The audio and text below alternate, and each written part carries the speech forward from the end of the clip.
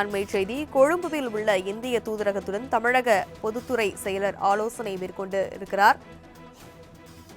இலங்கையில் தித்வா புயல் எதிரொலியாக வெள்ளக்காடாக காட்சியளிக்கிறது. இது பற்றிய மேல் விவரங்களை எமது செய்தியாளர் செலினா விவரிக்க கேட்கலாம். வணக்கம் செலினா. இலங்கையில் உள்ள தமிழர்களை மீட்க தூதரகத்துடன் ஆலோசனையானது மேற்கொள்ளப்பட்டிருக்கு. இந்த ஆலோசனையில் என்னென்ன விஷயங்கள் எல்லாம் தெரிவிக்கப்பட்டிருக்கு, விவரம் என்ன?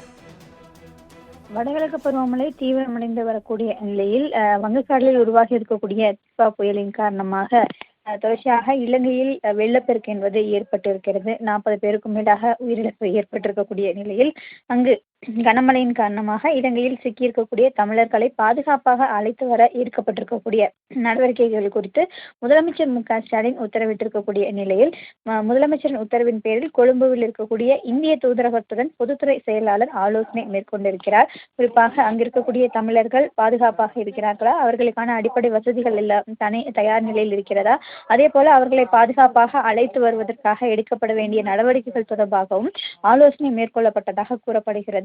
மேலும் அங்கு எத்தனை தமிழர்கள் இருக்கிறார்கள், அவர்களுக்கு ஏதேனும் பாதிப்பு ஏற்பட்டிருக்கிறதா என்பது தொடர்பாக முழுமையான விவரங்களை கேட்டறிந்த பிறகு அவர்களை பாதுகாப்பாக அழைத்து வருவதற்கான நடவடிக்கை தமிழ்நாடு அரசின் சார்பாக எடுக்கப்படும் என்று எதிர்பார்க்கப்படுகிறது.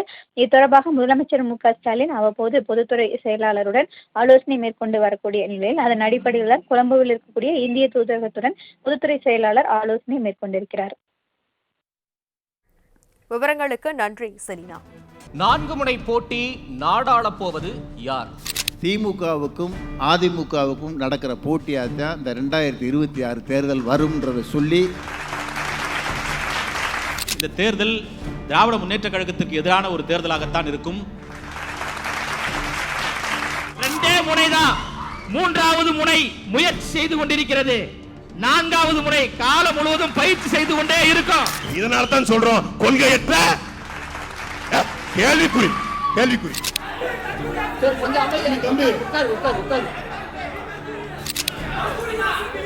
தாவேக்கா யாரும் தற்கூதின்னு சொல்லாதீங்கப்பா, ஆக சிறந்த அறிவாளிகள். இதுதான் உங்களுடைய அடிப்படை அரசியலா? மக்கள் அரங்கம் நாளை இரவு 7 மணிக்கு நமது மாலை முரசு செய்திகள் தொலைக்காட்சியில் காண தவறாதீர்கள். Title sponsored by Best Money Code, powered by Saubhagya and Steren Club Soda.